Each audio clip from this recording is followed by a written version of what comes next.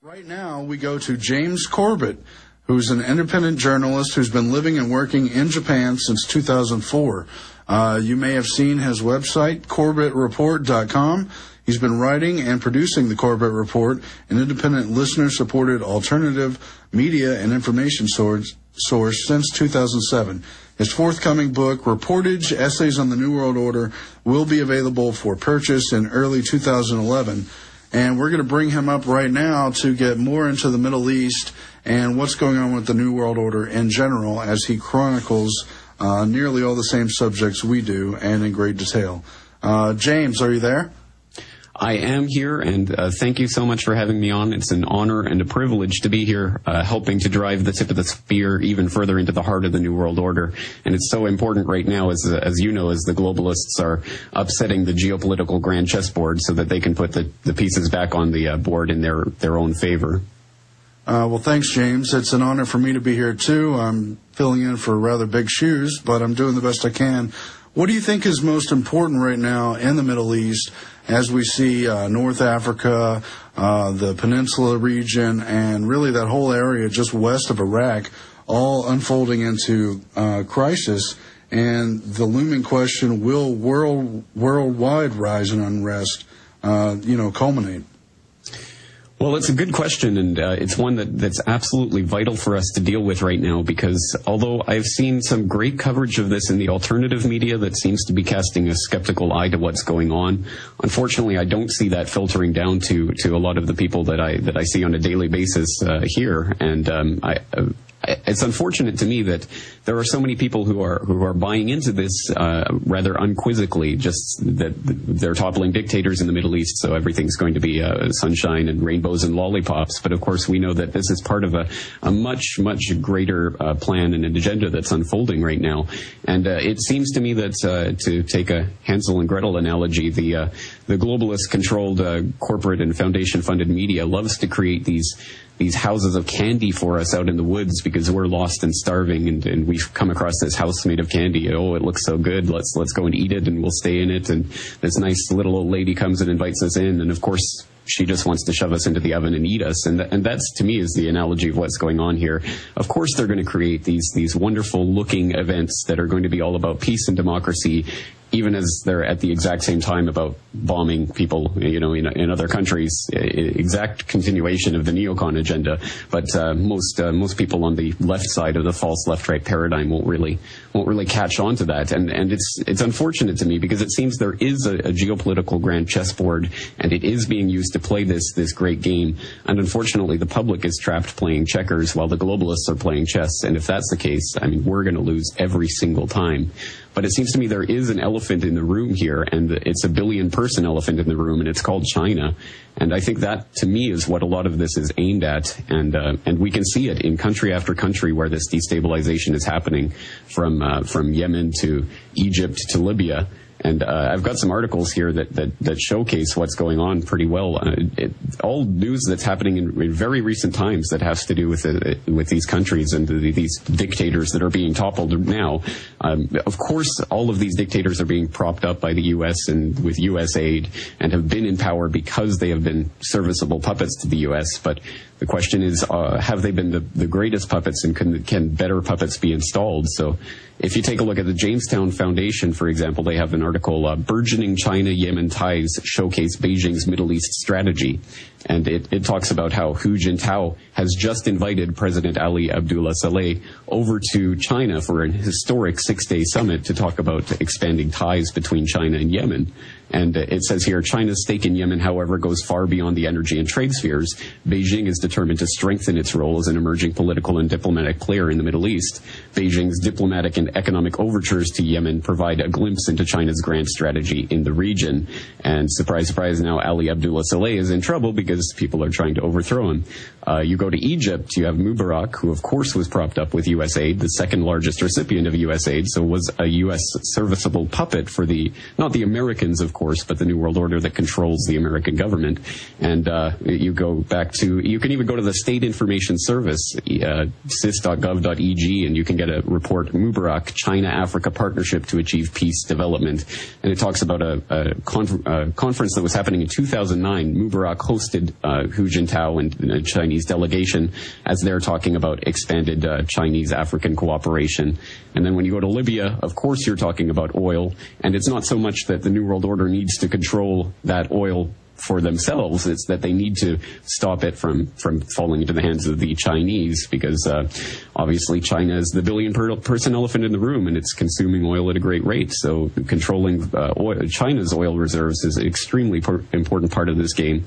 So you can go to thestreet.com. They have an article from the 24th of February of this year, China Oil Company attacked in Libya. So you have these spontaneous protests of people who want to overthrow the dictator who are also attacking Chinese oil companies.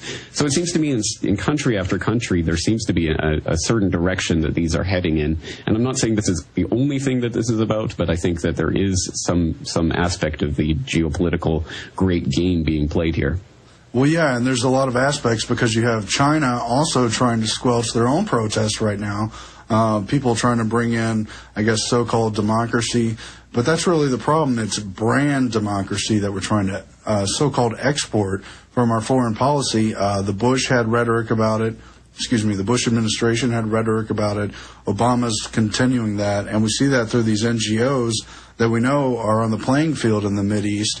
And then we have all the revelations that Lindsey Williams brought to the program last year about how they want to stop the oil trade, let these prices go up. We've seen some skyrocketing already with the oil prices. But as you pointed out, it's really this geostrategic plan to hold out for the end game. We've got all this stuff in Alaska. We've got more energy there to last us probably for a millennia. But as you say, it's about challenging China's authority to that energy, even as we have all our own domestic problems with China and the debt. Right, exactly. And to a certain extent, the whole Chinese thing is a smokescreen. I mean, we run the risk sometimes of being so close up to the painting that we're looking at each brushstroke as it happens so that we understand exactly how the painting is being painted. But we have to take a couple steps back to see the bigger picture and see what's actually being painted. And in this case as well, of course, the Chinese American, I hate to even say American, because of course it's the New World Order, the globalist control over the American government. But the tensions that are going on and the interplay is to a certain extent a smokescreen, because we know that the Chinese have been built up by the New World Order, the very same New World Order who have created the economic collapse, that have created the destabilizations throughout this region and throughout Europe as well. So it's all a smokescreen at a certain level, and we know that Rockefeller gave eulogies to Chairman Mao in the New York Times, saying it was a great experiment that, oh, by the way, just happened to kill 60 million of his own people conservatively. Or you have the Clintons back in the 90s, of course. Bill Clinton himself personally approving the transfer of advanced nuclear technologies to China.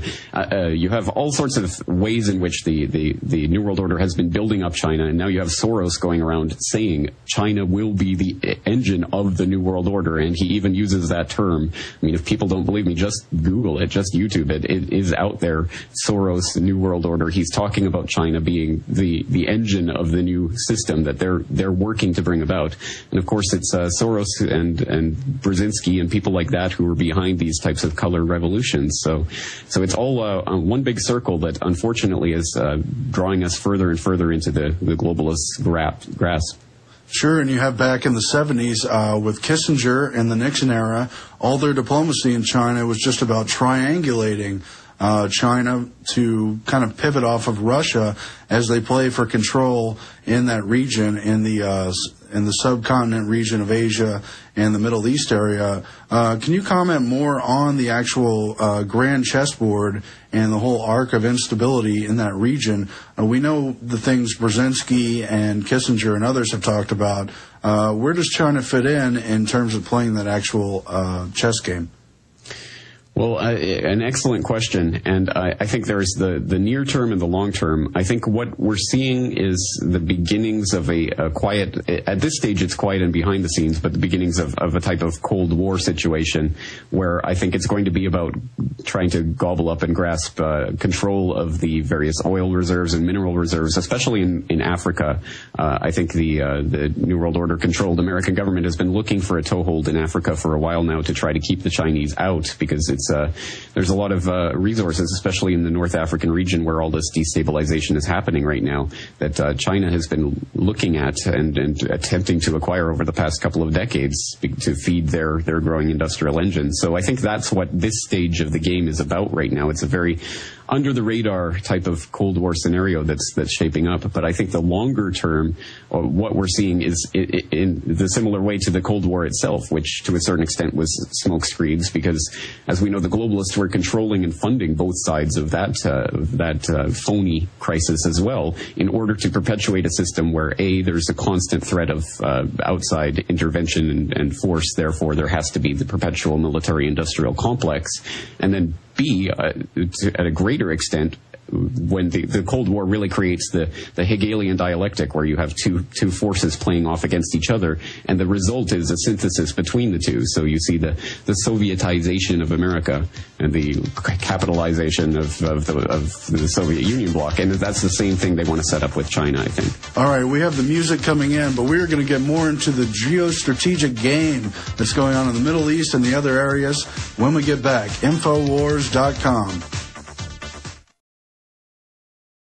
We are back on this Monday, February 28th, 2011 broadcast.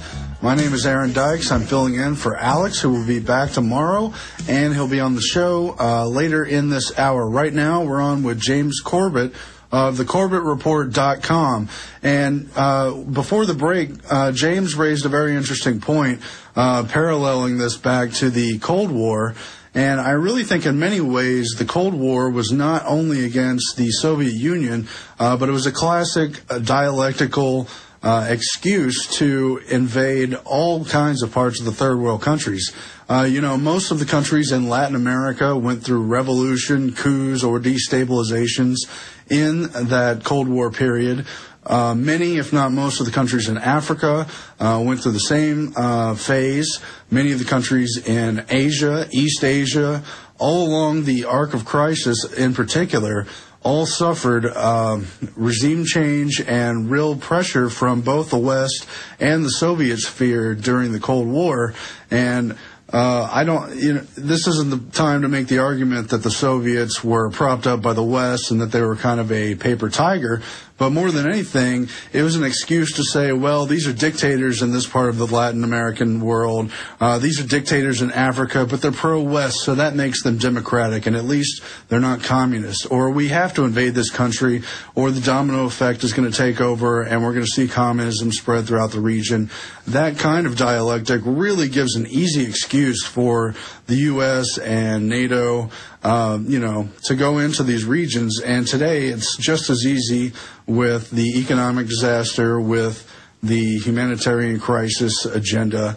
And so, Jeims Kόρμπετ, what do you think about that? Can we flesh out some more of the Cold War parallels?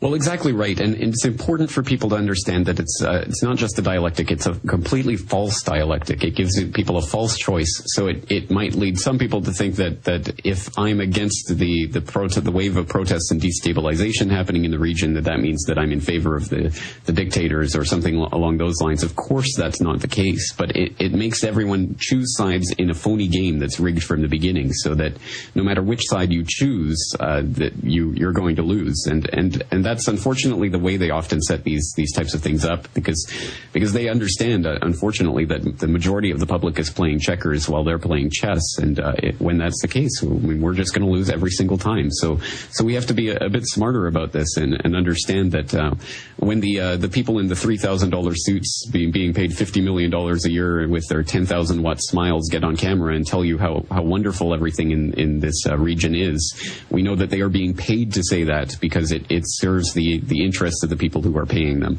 And it's a pretty simple point, but it's one that a lot of people don't seem to take into account. So this destabilization does help, unfortunately, the globalist interests that are really in the long term only interested in melding the entire thing into one united world government, which of course we know is the big end game of all of this. So again, it's not in our interest to concentrate too much on the individual things that are happening without taking into account the bigger picture.